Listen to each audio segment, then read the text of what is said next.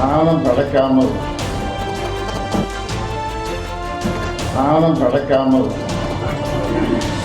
பதில் சொல்லுகிறேன். நம்பிக்கை எனக்கு ஒன்று. அந்த வகையில்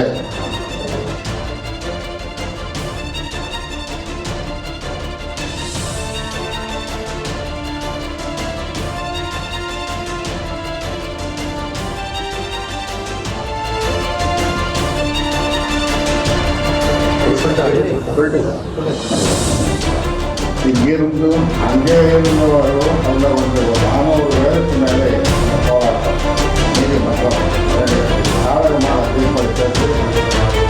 தவறு செய்த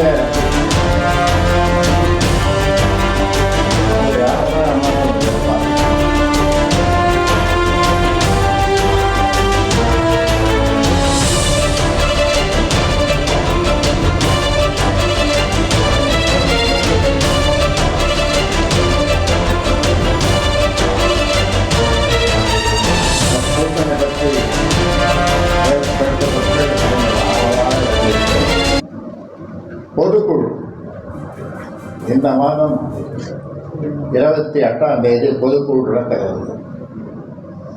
ஆத்தூரில் சேலம்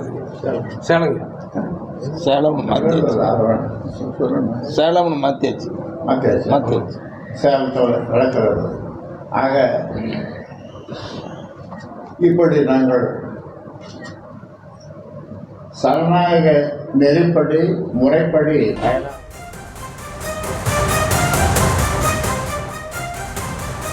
ஜி.கே. மணி எழுதி கொடுப்பதை ராமதாஸ் பேசும் காட்சி தற்போது வெளியாகியுள்ளது.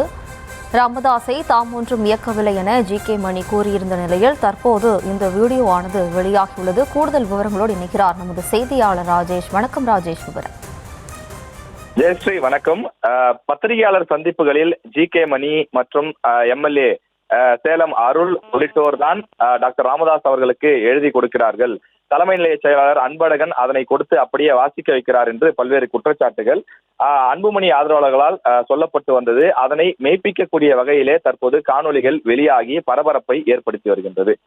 இன்னும் சொல்ல போனால் பாமக வழக்கறிஞரான பாலு சில தினங்களுக்கு முன்பு பத்திரிகையாளர் சந்திப்புகளிலே யாரோ எழுதி கொடுப்பதைத்தான் டாக்டர் ராமதாஸ் அவர்கள் அப்படியே படிக்கிறார், அவர் பெயரில் வரக்கூடிய அறிக்கைகள் அவரது கவனத்தில் வரக்கூடிய அறிக்கைகள் தானா என்று கூட சந்தேகம் எழுப்பியிருந்தார். 26ஆம் தேதி எழுதக்கூடிய கடிதம் எப்படி அதே தேதியில் டெல்லிக்கு சென்றது, உண்மையில் அது அவரிட்ட கையொப்பம் தானா என்றெல்லாம் பல்வேறு கேள்விகளை எழுப்பியிருந்தார். அதனை எல்லாம் அந்த சந்தேகத்தை எல்லாம் மெய்ப்பிக்கக்கூடிய வகையிலே தான் இந்த வீடியோக்கள் தற்போது வெளியாகி இருக்கின்றது.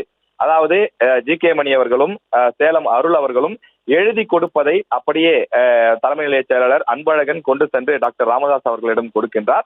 டாக்டர் ராமதாஸ் அதனை அப்படியே பார்த்து படிக்கக்கூடிய அந்த காட்சிகளை பார்க்க முடிகின்றது.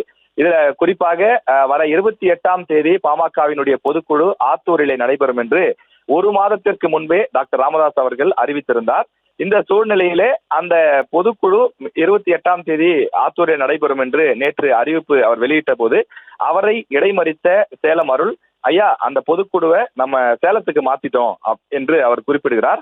உடனே ஜி.கே. மணியும் ஆமாம் என்பது போல் சொல்ல அதை கேட்டுக்கொண்டு டாக்டர் ராமதாஸ் அவர்கள் அப்படியா சேலத்துக்கு மாற்றி விட்டோமா, சரி என்று அவரும் சேலத்திற்கு மாற்றிவிட்டோம் என்று சொல்கிறார்.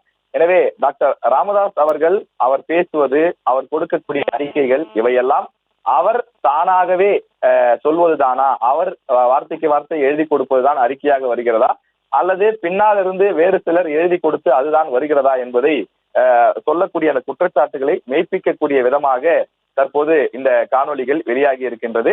குறிப்பாக அந்த கடிதம், அதாவது அதில் ஜி.கே. மணி என்ன சொல்கிறார் என்றால் அன்பழகன் கொடுக்கிறார், நம் திரையிலே பார்க்கின்றோம்.